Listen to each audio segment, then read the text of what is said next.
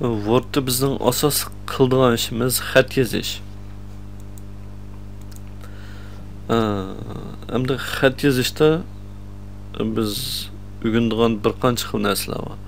Yani biz o'xshamagan tildagi yoziqlarni kirgizishimiz mumkin. Masalan, Uyg'urcha, Xanzucha, İngilizcha yoki Arabcha, Turkcha deganga o'xshash. Endi bu yoziqlarningki o'xshamagan alayliklar bor. Masalan, Uyg'urcha, Arabcha deganga o'xshash yoziqlar yoki qadimiy Turkcha deganga o'xshashlar o'ngdan so'lga yo'nalishda yoziladi.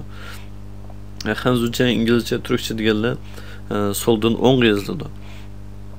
Uningdan boshqa buningki maxsus kirgizguchi, maxsus xat nusxalari bo'ldi. Buni shu yoziqlarni kirgizgan vaqtimizda shuni tanlab ishlatishimiz kerak. Biz buni amaliy mashg'ulot orqali ko'raylik.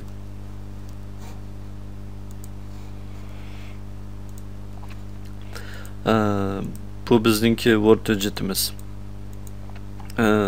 Oldi bilan bizningki o'rganganimiz Uyg'urcha xat yozish. Mening bu yerda deydiganim, navoda siz Uyg'urcha xat yozishni bilsangiz, mayli u osti bo'lsin, tiz bo'lsin, bevosita yozib kirgizib ketsangiz bo'ldi. Navoda hozirgacha Uyg'urcha xat yozishni bilmasangiz, buni cho'qim o'rganing. Chunki Uyg'urcha savodingiz bor turib, kompyuterda Uyg'urcha xat bosolmasangiz, bu bir nomusliq ish. Odatda Uyg'urcha xat yozishni o'rganishga unchalik jiq vaqt ketmaydi. Odatda yarim soatning ichida qaysi knopkalarda qaysi harflar urlashganligini buni o'rganib keta olasiz. Normal holatda xat bilishni o'rganish uchun odatda 2 soat vaqt sarf qilsangiz, odatdagi suratda xatni bosa olasiz. Hamda texnik suratda bosish uchun mashq qilsangiz bo'ladi yoki amaliy xizmat jarayonida bir qancha bet yoki bir qancha 10 bet mazmunni kirgizib bo'lgandan keyin barmoqlaringiz buningki tabiiy kunib ketadi. Knopka taqsiga qaramayin basa olasiz. Hamda xat yozishda barmoqlarningki joylashishiga nihoyatda diqqat qilishingiz kerak. Ya'ni 10 barmoqning hammani ishga solib xat bosing. Gerçi bu boshda o'rganganda bir oz avvalchilikdek bilindi.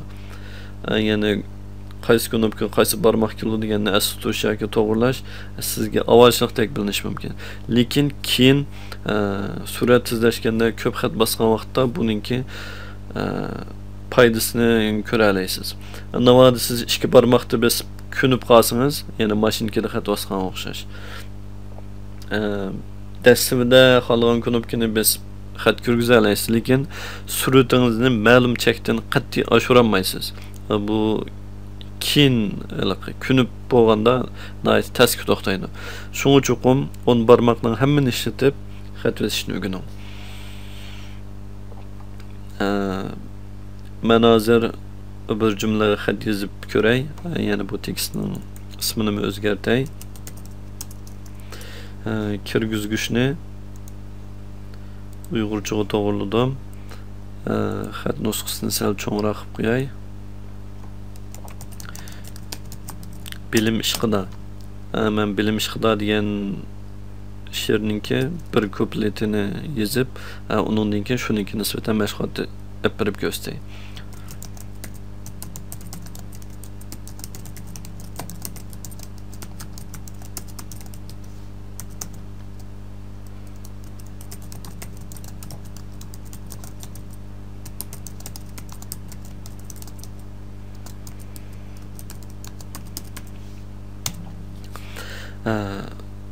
Hozir bu tekstga qaraydigan bo'lsak, biz buni o'ngdan so'lga yozdik.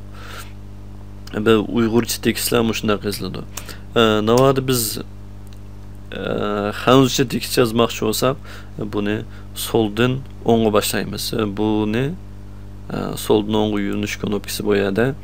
Bu shu boshpad tizimligidan chiqadi. Uningdan keyin xatni yozaversak bo'ldi. Masalan, bu yerdan Xanzucha kirgizgichni tanladim.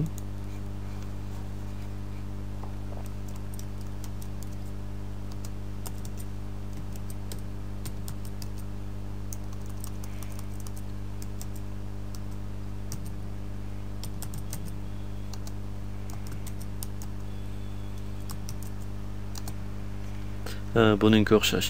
Navadi ingliz xat yozmoqchi bo'lsakmi, soldan o'ngga yozaversak bo'ldi. Masalan, kirgizgichni knopka tanlasak bo'ldi yoki burun ugunib o'tganga o'xshash win boshqa knopkasini bosib o'zimiz ishlatmoqchi bo'lgan tilga eklasak bo'ldi. Masalan,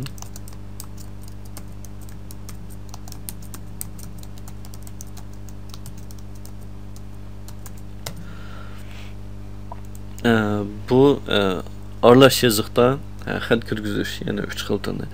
Odat men buni hozir o'xshamagan qurlarga kirgizdim. Odatda bir qurning ishiga yozsaqmi, bo'laveradi o'xshamagan tillarni. Endi biz xatni o'lchamoqchi bo'lsak, ishlatadigan bir qancha alayda knopkalar var. Masalan, men bu xatni bir harfdan o'lchamoqchi bo'lsam, o'lchamoqchi bo'lgan yerga eklab nur belgini backspace knopkasini bassam bo'ldi. Bir bassam bir harf o'chidi. Bu bir-birlab o'chirish. Navadi yozmoqchi bo'lsak, yana yozaversak bo'ldi. Navadi biz bir so'z yoki bir jumla yoki bir necha abzas mazmunni o'lchamoqchi bo'lsak, uni tanlagandan keyin backspace knopkasini bassak yoki bo'lmasa del knopkasini bassak bo'ldi. Masalan, yozgan bir mazmun o'chib ketsa, buni asliga keltirmoqchi bo'lsak, Ctrl Z knopkasini basamiz. Ben bunu yana del knopkası bilan o'lchamoqchi bo'lsam, knopka taqsidan delete knopkasini bassam bo'ldi. Yani bunu Ctrl Z'ni basib asliga keltirolay. Yani o'chirish mashg'uloti shunday qildi. Endi biz ma'lum jumla yoki so'zning orasiga bir narsa qisqarmoqchi bo'lsak, nur belgini mouse bilan shu yerga eklab turib xat yozsak bo'ldi. Masalan, developer deganda developers deb yozmoqchi bo'lsak, s harfini qo'shdim. Yoki o'chadim, nur belgini shu yerga eklab mashg'ulot qilsak bo'ldi. Oxirga yoki boshqa kelmoqchi bo'lsak, mouse bilan buni xalqa yerga eklab bo'ldi yoki xalqan qurdi. Endi biz ko'pincha knopka taqsisi mashg'ulot yapaganda mouse'ni, ya'ni qo'lni yo'tkab tutish avarchilik. Shunga bunday vaqtlarda knopka taqsisi orqali yo'tkizsak bo'ldi. Yani knopka taqsisidan o'ng tarafga yo'nalgan knopkani bassak, nur belgi o'ng tarafga o'tkildi. Sol tarafga yo'nalganini bassak, sol tarafga. Hamda ast üstü qurlarga yo'tkizmoqchi bo'lsak, astiga yo'tkilgan knopka yoki ustiga yo'tkilgan knopkalarni bassak, buni almashtirish maqsadiga yetamiz. Hamda navadi bir qurning eng beshiga yoki eng oxiriga yo'tkizmoqchi bo'lsak, knopka taqsisidan yana buniki qulaylik knopkalar bor.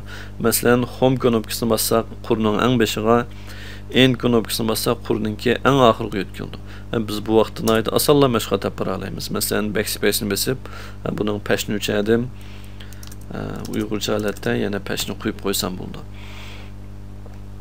Bu knopka taqsisida tiz mashg'ulot yap berish. Endi biz ba'zi so'zlarni o'zgartmoqchi bo'lgan vaqtida